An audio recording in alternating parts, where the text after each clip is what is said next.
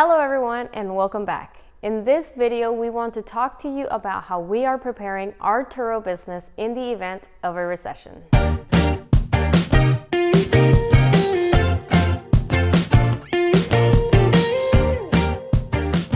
A hot topic on a lot of people's minds right now is the talk of an upcoming recession in the US. During a recession, people's discretionary spending goes down, people tend to travel less and tighten their budgets. Though it may or may not come to fruition, it is always a good idea to plan for one when there are signs. Since we are primarily focused on economy cars, the vast majority of our guests do not rent our cars for pleasure, but more so out of the necessity since we are on the low end.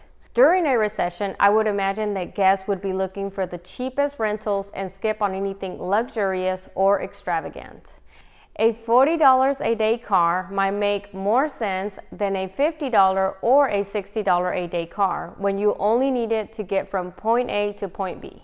In a way, you can say that our particular Turo setup has always been prepared for a slowdown.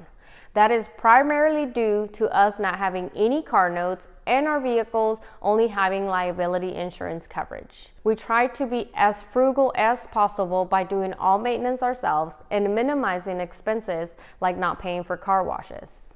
Our rates right now average about $40 a day, but in a worst case scenario, we could drop our rates to whatever they need to be and still be net positive. We plan to pivot with the market, and luckily, we have more flexibility than other hosts who have car payments and/or have to pay someone for the maintenance. Our monthly expenses for GPS tracker, insurance, cleaning supplies is less than $100 per car. So just one 3-day rental a month covers our monthly expenses, and everything else is pure profit, not counting any unexpected repairs. For example, during the winter months in Texas, we were between 50 to 60% utilized and still made out decently well in net profits. Dropping down rates is not something we'd like to do, but it is something we are willing to do if need be. This would lower our monthly earnings, but it would not hurt us as we don't have certain income goals we need to meet. Turo has been and always will continue to be a second source of income for us. In fact, like we mentioned in one of our other videos, we still have not taken a single dollar of profit since we started Turo over 9 months ago. All the money we have earned has gone back into reinvesting, into purchasing new vehicles, maintenance, and any expenses along the way. Now, what if you are thinking of starting Turo in the face of an economic slowdown?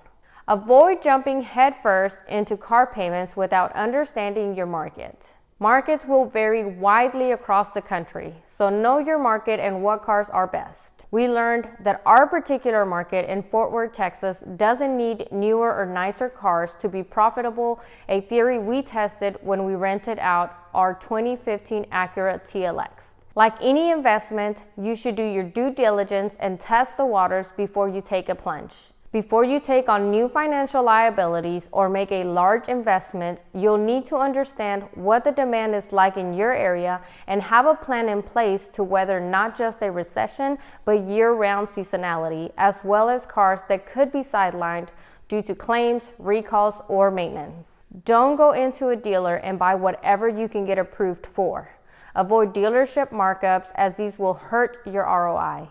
You want to get the best deal possible so that you are net positive sooner rather than later. You really have to do your homework and know what you are looking for and how much it makes sense to pay for it. Have an exit strategy in case something happens. Find out what your car's actual cash value is so if it gets wrecked or stolen, you won't be negative. There are a lot of other factors to consider as well, such as depreciation, maintenance, parts and labor, cleaning, taxes, inspections, your schedule, parking situation, tolls, etc.